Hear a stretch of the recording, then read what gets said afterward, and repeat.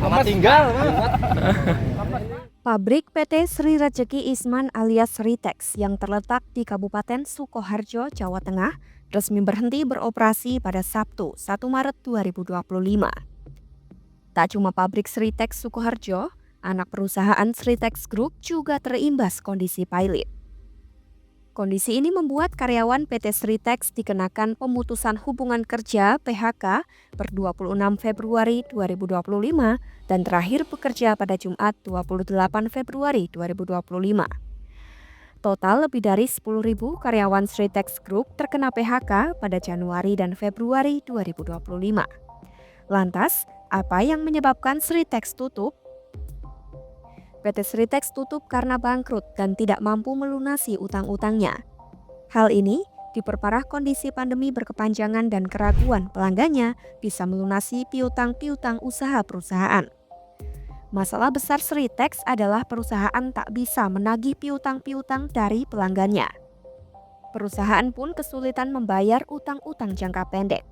Berdasarkan laporan keuangan Desember 2020, total utang Sritex sebesar 17,1 triliun rupiah.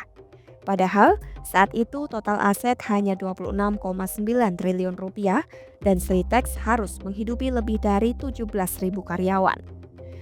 PT Sritex kemudian resmi dinyatakan pilot per Rabu 23 Oktober 2024 setelah PN Niaga Semarang mengabulkan putusan perkara dengan pemohon PT Indo Barat Rayon. Putusan pilot berawal dari permohonan pembatalan perjanjian damai yang diajukan PT Indo Barat Rayon sebagai debitur PT Sritex. Perkara ini juga mengadili termohon lain yang merupakan anak perusahaannya, yakni PT Sinar Pancajaya, PT Bitratex Industries, dan PT Primayuda Mandiri Jaya.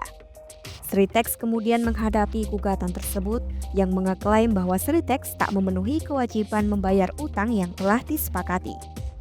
Berdasarkan perjanjian damai itu, Sritex harus membayar sesuai dengan ketentuan dalam perjanjian homologasi yang telah disepakati.